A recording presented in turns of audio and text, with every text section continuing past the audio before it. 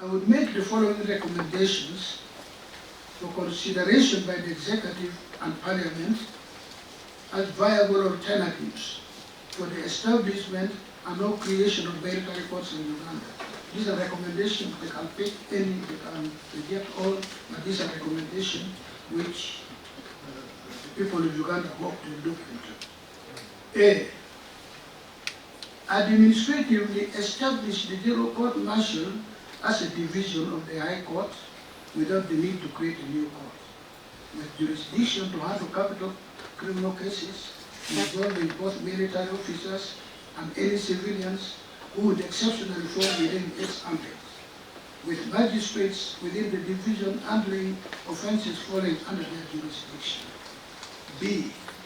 Limit the functions of the unit disciplinary committees and summary trial authorities to handling strictly disciplinary offences with no power of imposing sentences or imprisonment.